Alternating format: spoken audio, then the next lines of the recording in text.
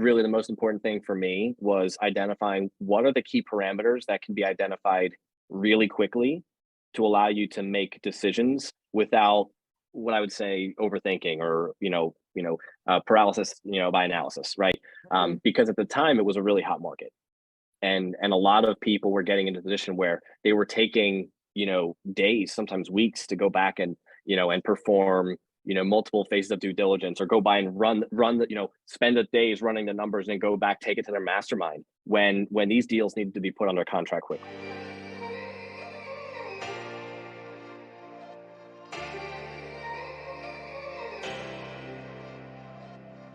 Welcome to the Share the Wealth Show, where minority professionals can learn to escape the racial wealth gap and catapult themselves into abundance. Your host, Nicole Pendergrass, grew her net worth from being negative to multiple six figures. Join her on her investigative mission to expose secret strategies of the wealthy so we can all have the tools needed to build the life and legacy we were created to possess. Now it's time for the show. Hey guys, so we're back again. This is the second part of the episode with today's guest. I need you, if you have not heard part one, go back to the previous episode and listen to that first, and then come back and join us here today. You need to hear the whole conversation. This is why we split into two parts. There's so many nuggets. It's so juicy. Go back and listen to the first part. And I think the first project, yes, I needed a lot of help with underwriting. I reached out to my mentors a few times.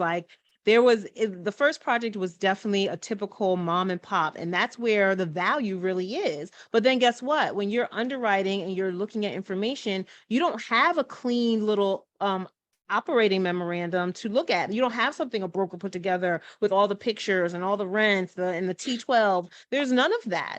So it's kind of like, how do you move forward with the deal confidently when you have no numbers to really even kind of assess your pro forma? Because even our pro formas were off with what we were going to do, what was going to bring in the future, like what the rents per unit were, a lot of stuff. Actually, it was a good timing with that too, because COVID had been pushing rents up. So we were getting a little bit higher rents faster than what we had thought at the very beginning.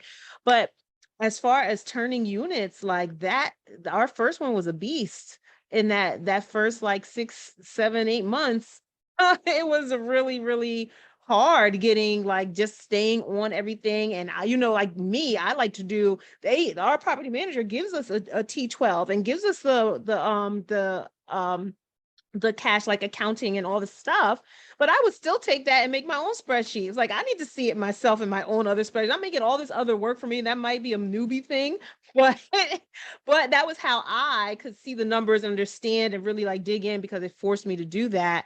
But so however you need to do it when anybody listening is looking to get into real estate, always trust but verify. So if that's your way to verify and then to move forward, especially in a deal that doesn't have a lot of concrete numbers around it, that's where having a partner who's experienced, and I've tell people this all the time too, is I got just lucky with the partner that I had. Not only was he more experienced, but he also already had the team set up. So I walked into a pre-existing team of property manager, lender, property management is vertically integrated with construction. So there's a lot of growing pains with that too, because I had to learn how they worked and not rock the boat too much, or I didn't want to rock the boat too much, but I still wanted to have some of my expectations met. So there's a fine line there, but you have to give and take. Either you put that all together yourself or with someone who doesn't have it together, or if you partner with somebody who has some of those other assets already in place and that team in place, then you can kind of just facilitate and move in, and now you all grow and build this relationship together. What I wanted to ask too is, what are some of the systems when you were abroad that what was the most important things for you to set up to be able to start systematizing, maybe automating your investing journey in Pennsylvania while you're in London?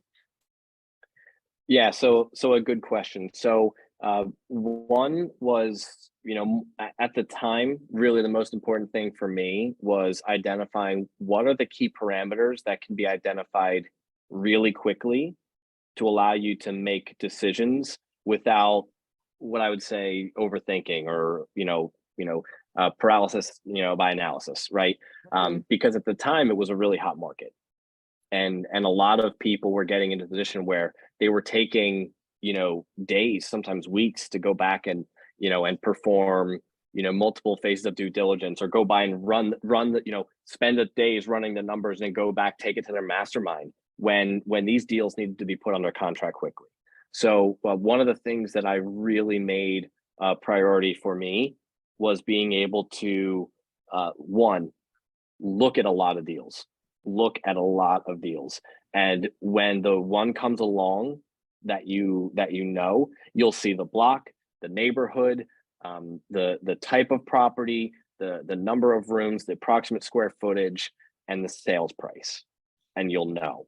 And you won't really need to run the full gamut of numbers to know this is a deal. I've been looking at the trade price, either per unit or per building, for these units, and I'm below.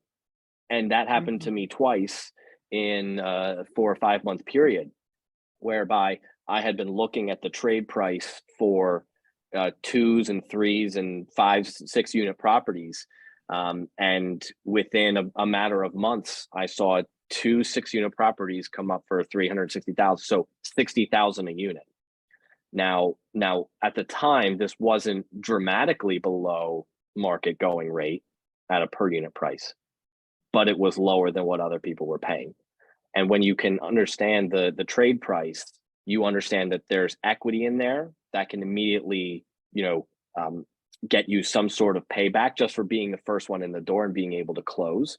But I would definitely say that building that into your plan and being able to identify, and work with a really good broker of record who's able to move quickly and get you and your deal offered before other people, that was really, for me, the number one thing. That one, the broker trusted me and my financing to be able to close, so that they would put my offer in first before anybody else, but that they knew that where I was getting in at what price was going to be a deal that, one, they would want to manage, and that the bank would finance.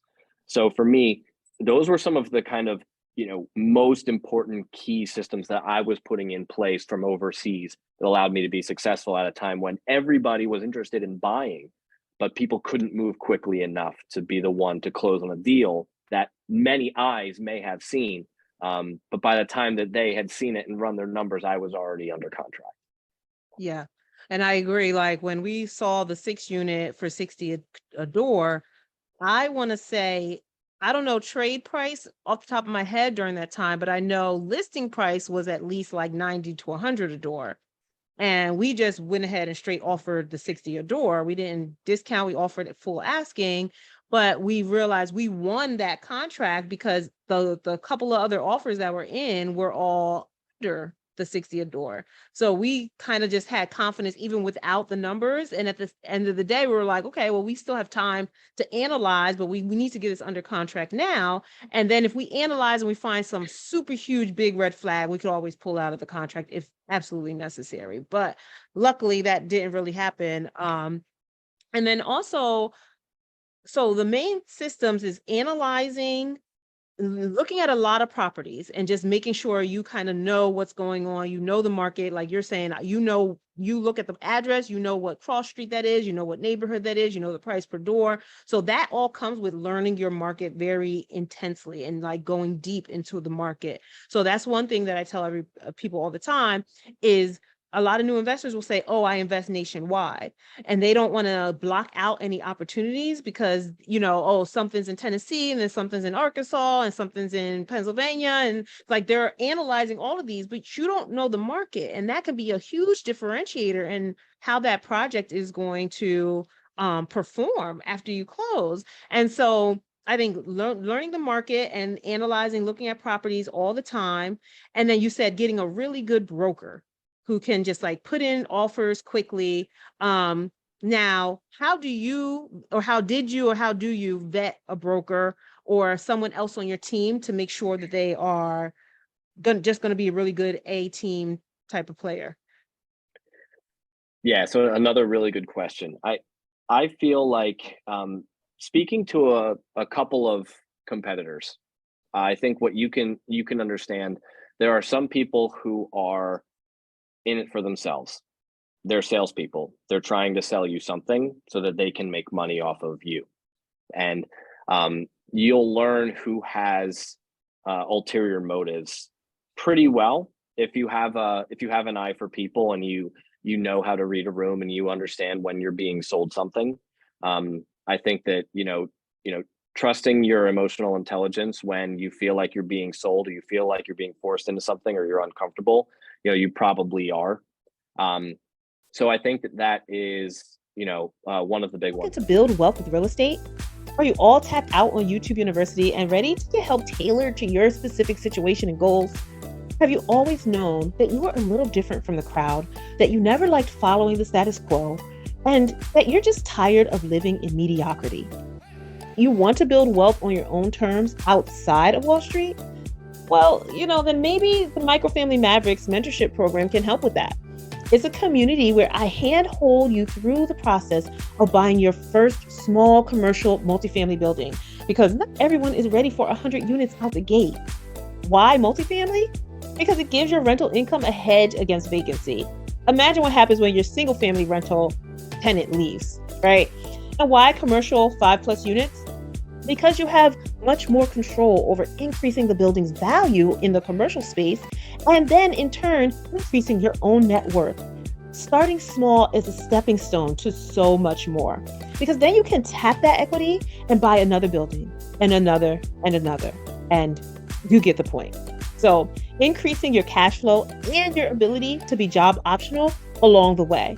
It's all a part of the journey. So if you think big, but you want to start small, and if you know multifamily real estate is a way for you to open the door to building a life of freedom, abundance, and legacy, but you just need someone to guide you step by step, and you want to be surrounded by other people on the same journey, doing the same thing, then just click the link in the show notes to find out a little bit more about the Microfamily Mavericks, and I look forward to potentially seeing you on the inside.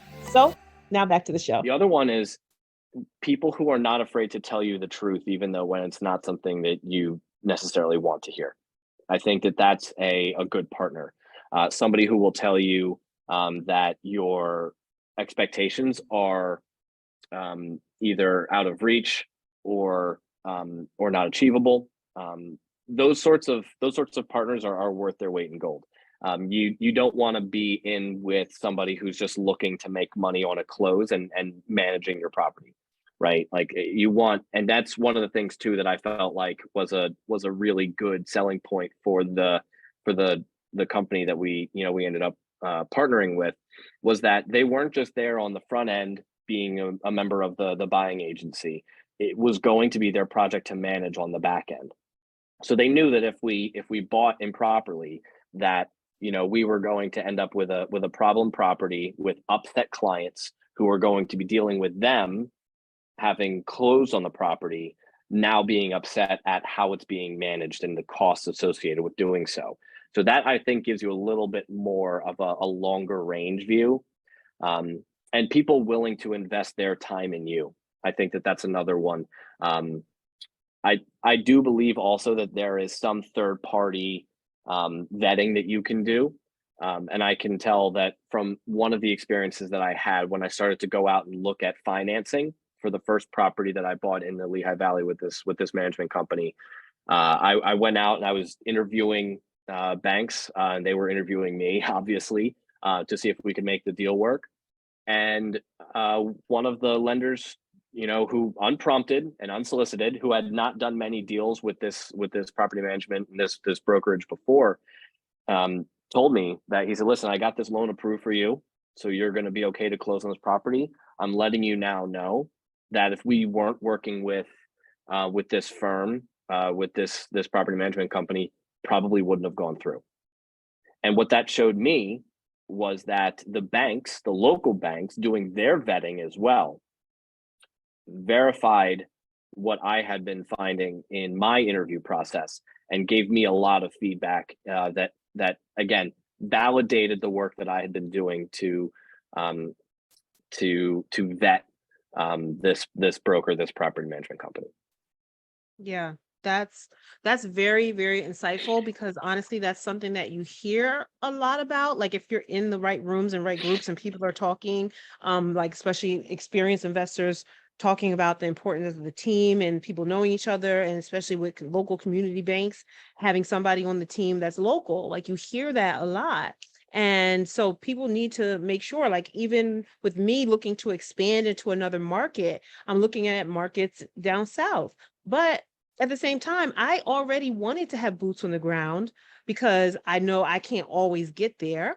But at the same time, now that boots on the ground is also going to serve with being able to get financing for that deal if I'm going to a local lender. So that's just all these little working together pieces. And it's another thing that I told my mentorship group when they're vetting team members and looking for team members, to make sure that just when you're asking somebody questions, ask them who else do they know? Like what brokers do you know? What lenders do you know? Because then now, A people work with other A people. So they probably know other really good operators for that other industry, and they also would all already work together. So there's already a relationship there. So you're like getting connected with two people who already know each other and already work together in the market. So that's kind of what happened here with, and I don't know if our lender was already working with our property management company before, but the way they work together so seamlessly now, you would think that they have been working together like for years before we came along. It wasn't always that way. In fact, my first property that we did with them was one of his first projects with them. So it wasn't too long before. But again, that was one way that I was able to begin and kind of snowball the process of making a team. And I saw how smoothly they worked together from then on. And now he's writing most of the loans that they bring on small multifamily properties. Love it. Yes. Okay. Why did you want to come on this show and tell your story and explain like your journey and all that? You've given so much insight. It's been a really good conversation. But I know that you are also in line with the mission of Share the Wealth Show. And is there anything behind that? Like where did that come from? Yeah. So I know, and I felt like I said this to you. I was like, Nicole, why am I not coming on your podcast? Why aren't you inviting me on your podcast? Like, and I had to keep bugging you. I was just like, I hear about you talking about me and our projects all the time, and I'm like, why am I not getting invited on the Build, Grow, and Protect Minority Wealth podcast? So to address the elephant in the room, right? I'm For not a people who are minority. not watching, yeah, for people who are not watching. If you couldn't hear it in my voice, and this is something that maybe I haven't shared with you either, is that from the outside people would say that I grew up in a mixed race family. My youngest sister Delilah is Hispanic, and she actually grew up in Brooklyn, and so growing up I got to see what it was like for my family, right? The one that we described that kind of looked like the Brady Bunch, bringing somebody in who came from such a different background. She's now my sister. She's 28 years old. She's doing fantastic things for our family, helping to look after all of the grandkids.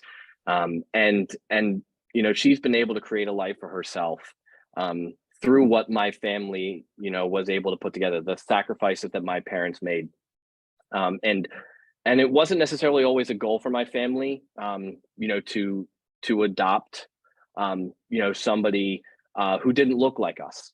It wasn't like that was on the top of the list. It just happened to be, right? That was just, what came our way. And with open minds and open hearts, we were there when God presented us the opportunity to help someone else. And along the way, that really helped form a lot of my family's long-term goals. So my younger sister, Delilah, was in and out of psychiatrists and psychologists all throughout her childhood, dealing with traumas that she had, been through as a child. She came to us when she was about 6 years old, and experienced a lot of horrible things that children should never have to experience. And through that, my older sister ended up going into the field of child psychiatry, right? That's her gift that she gives back in that way. And and not not being the smarter one of the family, I wasn't able to do that. That wasn't going to be my gift to the world. And I felt like there was always some sort of call for me, to be able to be a part of something. I know a lot of times there's this kind of mentality that, if you're a white man, you need to just sit down and listen, right? And to those people, right, I would say that, I've been able to build, two, woman-owned, Black-owned, minority-owned LLCs, creating generational wealth for people who, your grandchildren probably will never know my name because I'm not on TikTok and I'm not an influencer. But somehow I've been able to have some small impact on their lives. And through all of this, I've grown so much. It's been amazing watching, your journey, from the person who wasn't sure if they wanted to jump in on this deal to being, such a force in the community for growing and protecting minority wealth. It's been amazing for me to, tangentially, maybe behind the scenes a little bit, be a part of it. And one of the things that I'm really terrible at is self-marketing, and telling my own story. And in the last year, I made a challenge to myself to be a more authentic version of me and who I am. And so that pressed me into, Christian, tell your story, be more open with people, be vulnerable, and be willing to share with people, why it is that you do the things that you do, and give a purpose and a reason behind it. I think there's a really great quote from Mother Teresa that says, if there is no peace in this world, it's because we have forgotten that we belong to each other.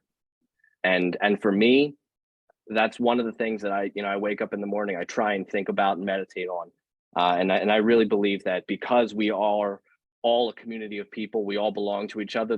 There's only good things for us in the future when we work more closely together. I believe that spans races, ethnicities, religions, and I think that there's ways that we can better ourselves and better humanity, by working more closely together. And maybe that was my calling. Nice. Oh, I just want to give you a big virtual hug right now. Are you enjoying this episode? Then stop what you're doing right now. Head over to Apple Podcasts and leave us a rating and review. It really helps our show get pushed to more people who are looking for the information that we're sharing here. We have to share the wealth. If you listen to us on YouTube, make sure you like the episode that you're listening to right now and subscribe to our channel. Then share the channel with somebody else. There are people out there looking for the information you're listening to right now, so make sure you share it with someone who you know needs it. Now, back to the show. You know what? We've never met in person. That's correct. People, we have never met in person. We've been working together for a few years now. 3 years. 3 years? More two than and a that. half. 2020. No, because we met in the summer. So 3 years. Good 3 years. Yeah, it was That's just before COVID. great. A little bit. Yeah, a little more than three. Because we closed the first one in 2020, December 2020, and I know we had met like maybe that summer before. But it was that summer that we started talking. Yeah, we started talking. Yeah. So wow, good 3 years, and we still have not met. We keep like being so close. Like I couldn't come. Oh my gosh, I'm so mad still. That was just so inconvenient. I could not make that happen. Oh, he was speaking, guys. He was speaking at a meetup locally in Lehigh Valley, but it's like the middle of the week, like at 6 o'clock. So even if I was getting off of work, that is just it was for locals. It was Locals driving only. there, driving back that same night. Y'all know where I live. I can never find parking. I can't find parking at a regular time of the day. Like I would have been driving. You know what? Probably scarred me. One time I did do that when I was my very first time going out to Lehigh Valley. And I went to a meetup in the middle of the week, but I was on maternity leave. That's why I didn't care about I didn't have to go to work the next day. So I went in the middle of the week and I drove back. Like driving there and driving back the same day is also very hard for me because I am a 2-hour max car kind of person. So that's 2 hours getting there, but then I'm gonna be up all this time and then drive back late at night, another 2 hours. I like driving at night. But in any case, I got back that night. I was driving around for probably another 2 hours looking for a parking spot. There was nothing. Not all the meters were taken, like every spot. Pulled over on the side of the car and I cried on the side of the road. Like, I just want to go in the house and go to sleep. And I just wanted to find a police officer so I could say, police officer, please let me park my car here so I can go to sleep. Don't give me a ticket. Like, I was so desperate. Now I want to give you I want to give you a big in the virtual morning hug. raining, and I was just like, oh my God, I just want to. I don't know what I did. I don't know where I found parking. I might have just parked in front of a hydrant just because I didn't care anymore at that point. I was like, whatever the ticket is, I'll just take it. I don't remember what I did. I can't say that that's what happened because I guess I was traumatized and blocked that out of my brain. And I was like, I can't do that on a work night. I would be calling out 2 days in a row. Just okay. So sorry, my little moment. But this is the kind of stuff that people, if you want to get into real estate, I'm not saying that has to be your story or your journey, but sometimes you got to do the uncomfortable things and you got to deal with stuff when it's not convenient to make it happen, right? You just got to get outside that box and do things that are uncomfortable. So anyway, yes, but that's my little sob story. Anything else? I'm about to ask you the last questions that I ask every guest. Anything else you wanted to share about like your story, your journey, your mindset? You've really given a lot of information. This was such a great conversation. I think people are going to get so much value out of it. Actually, I know they're going to. Well, I hope so. Honestly, it's been great. I mentioned just listening and being a part of your community has really enriched me. So if you haven't already, follow, like, subscribe. This is the only place that you can get Nicole Pendergrass, and you can help to build, grow, and protect minority wealth. Join the mission, be a part, do your thing, hit a like button, follow and subscribe. Thank you. I always forget to do that, or I'm rushing it in at the last minute because I'm just so engrossed into the conversation, and I'm like, oh, I'm supposed to ask people to subscribe or to rate us or to review or whatever. Like if you're watching on YouTube or you're listening on the podcast, okay, everyone, you heard Christian say it. Mr. C. Bear himself has said it, so you have to comply. His bear claws will come out and get you. Okay. Warren Buffett said that diversification is protection against ignorance. What do you think he means by that? And do you agree? So I'd like to preface this by saying, and no offense to any of the guests on your show, but Warren Buffett is a better investor than maybe anyone in history. And so there's a lot to be gleaned from this. And I don't find it to be that controversial. You can be an expert in a market, you can be an expert in investment, you can be an expert in a piece of technology, but no one has a crystal ball. Diversification not only helps to avoid the major pitfalls that come along with, the unforeseen, but it also protects you against not being invested in something that goes to the moon, right? Like there's a protection there that people think of. They're like, oh, well, I'm not going to lose any money in this deal, but don't think about the other deal that's going to, 10x, 100x, 1000x that you're not investing in because you don't like diversification. I personally believe in it very strongly. I am heavily invested in real estate, but I'm heavily invested in real estate in multiple markets and multiple properties. That allows me to be, diverse enough for my personal profile. People need to understand their own personal risk profile, what they're willing to accept, and then make the best decisions based on that. Amen. Couldn't say it better than myself. Like, you're diversified within one asset class. So you're still, and it just depends on what you want and what your profile is, what's the end goal, like you want cash flow, you want net worth, like, all the things, because even if you're invested in real estate and in multiple different buildings, if the market goes down, you still get the same cash flow. like your net worth might go down a little bit, but you're still diversified and cash flow. Maybe some markets, the rents go down a little bit, maybe some they go up. Like rents don't necessarily always correlate with real estate housing values. So I do like that. Anyway, these are your short answers, not my input. Okay. In the game of Monopoly, Boardwalk or Baltic? You played Monopoly before? Huge Monopoly fan. Okay. I had a lot to say. I'll try not to make this a lengthy answer. By the way, John I want to Kasman is hear the all the only thought one. process behind, because I know that the game correlates to real life. So John Kasman was the only one to get this right in all of your podcast guests.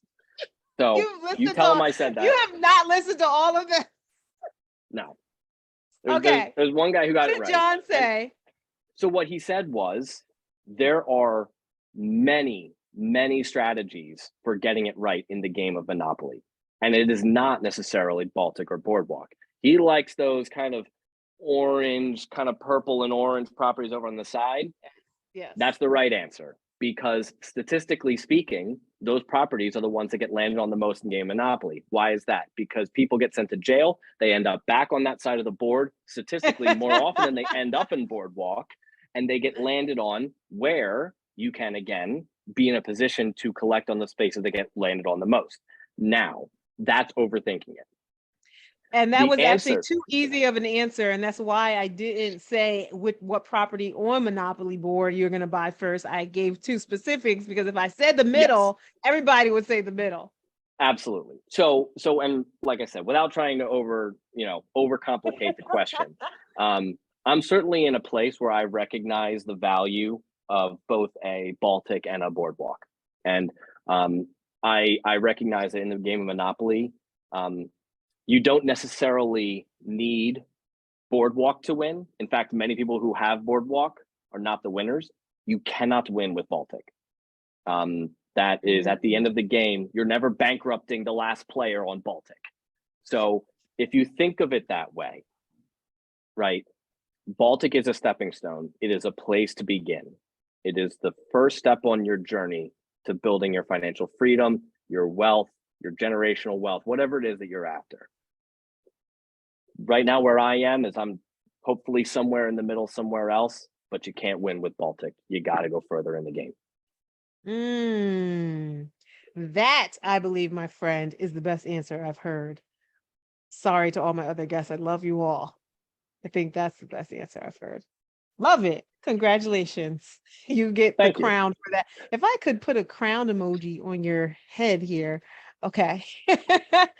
What does wealth mean to you? So I did mention this earlier.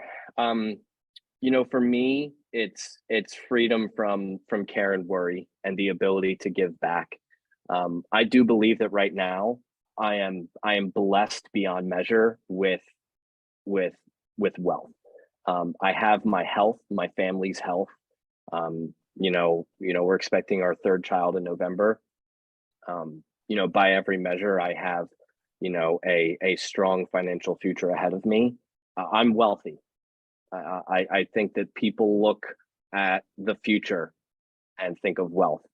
And I think that there's an opportunity for more people to stop and look at what they have, take count of their experiences, where they've been, and recognize the wealth that they have in their life right now.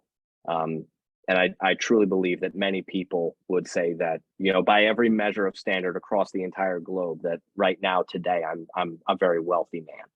And I think that that's something that I've been trying to be, again, more conscious of in this new year for me. Yeah, same here. Because I was asking myself that same question. I don't know why I was thinking about it just the other day. But I was thinking, yeah, you know what? I might still have more goals. I might not be exactly where I want to be, but I'm still very wealthy today. Like, I have so much to be grateful for, and so much that, like, I've just made some progress in my life, right? So I definitely can say that, that I'm wealthy. So I love that.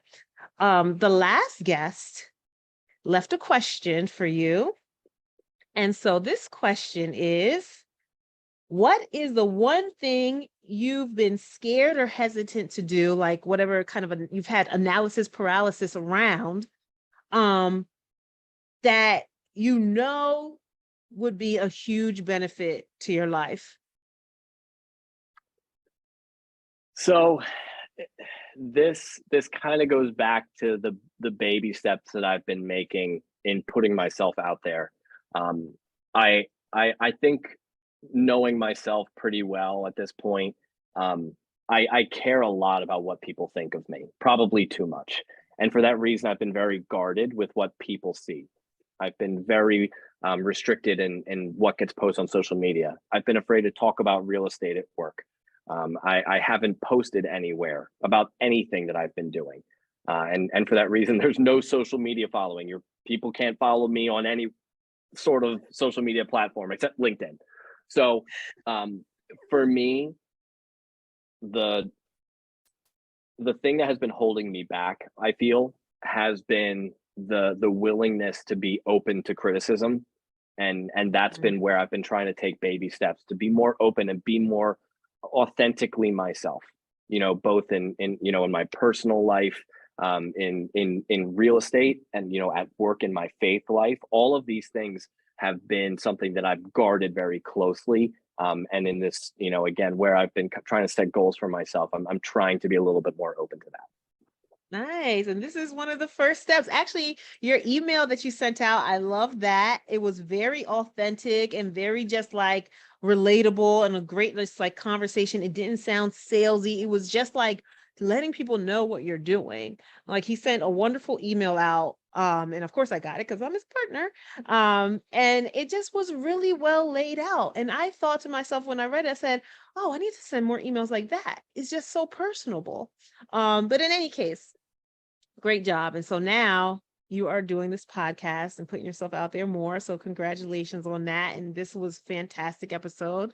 So in turn, I need you to come up with a question for the next guest. Okay. It does not have to be, real estate or business. It could be funny, serious, personal. Could it be anything? So I like I really like the Grant Cardone quote, get yourself some big problems, right? Like, if you've been ever listening to anything that man puts out there, right?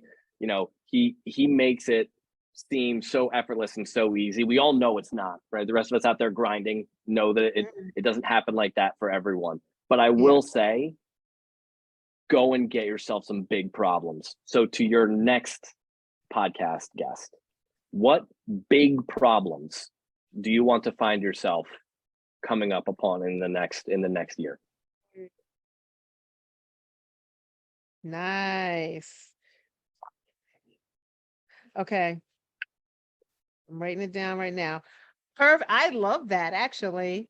Somebody posted, this is actually, I've had her on my guest, on my guest. I've had her on my podcast before, Miss Janelle Wilson. She was early from last year. If you guys will go back and find that one too. But how we met was on Instagram, because she had posted a video, like a side by side, like she reposted somebody's dance video. So she's doing the dance next to it, but she's doing her bubbles like that's showing up on the video, talking about, and it's called a reel. So let me get with the times. On her reel, talking about, oh, how much debt she was in. And she's like, oh, I'm in, however, I forgot how much it was in debt, but it was, more, it must have been more than $1 million or 5 million. I don't know what it was in debt, but of course that's good debt because you're a real estate investor. And so I reposted that, and I kind of said, I'm working on getting into more debt too. Like $5 million in debt is my goal. Like, so that's my big problem. That's the big problem that I wanted to get into at that time. And so she laughed at me reposting that, and laughed at my comment. And then we started talking in DMs, and eventually, like, we've developed a relationship, and now she got on my podcast. So you just never know how you're going to meet people. And I think that was just like a great example of like me wanting a big problem. Good. So I can't wait to see who's going to answer this and what they're going to say. That's a good question. I love that. I was going to ask you, tell our listeners how they can connect with you, but you just told them you are only on LinkedIn. So You can find me where on else? LinkedIn. You can send me an email. I know. You can send Okay. me an email at Seabear, SEABEAR, real estate at gmail.com. I'm always open and happy to talk to anyone and everyone who's interested in just connecting and learning more. But yeah, again, being an authentic version of myself, I have to tell you that you can't find me anywhere else because I'm not really in social media. But we'll see if my new marketing campaign and advancing of my own personal brand decides to take me away from that. Your listeners will be the first ones to know. Okay, definitely, because I'll update the show notes quick in a hurry. So if you're listening to this later, just check the show notes. Maybe there'll be some more social media Who links in knows? there. Thank you so much, Christian. This was really good. I'm so sorry. I apologize for taking so long to get you on the show. Not at all, Nicole, and thank you for all that you're doing. Not just in the outreach that you're doing with the people that but the people and the lives that you're touching that you may not even know about yet. But I ask everyone else that's out there to continue to support the mission, support Nicole and what she's doing. It's an incredibly important one, and one that I'm happy to be a part of. Thank you. Okay, everyone, make sure you do what C Bear said earlier. Like, subscribe, comment, rate, review, wherever you're listening, watching, all the things, right? So this can get out to more people, because Christian's conversation, like his information that he gave was just so needed at this time. Like he touched so many things on how to invest long distance, getting systems, the mindset, how to vet your team, partnering and picking people to partner with, and looking at the other side and asking how you can help. Literally, he ran through the whole gamut and gave the whole playbook of how to do this. So re-listen to this, take multiple notes. Christian, the listeners, and I really thank you again for coming on and sharing so much value and knowledge. You really, really shared the wealth today. Thank you very much. God bless. All right. Bye, everyone. See you next time. Did you love this episode of Share the Wealth Show? Be sure to connect with Nicole by following her on LinkedIn, Instagram, or Facebook. If you picked up any of the gems that were dropped by today's guest, make sure you not only put them in your bag, but if you know of someone who would benefit from this information, don't keep it to yourself. Share the wealth and make sure to leave us a rating and review. We'll see you for next week's episode. Subscribe so you'll be notified.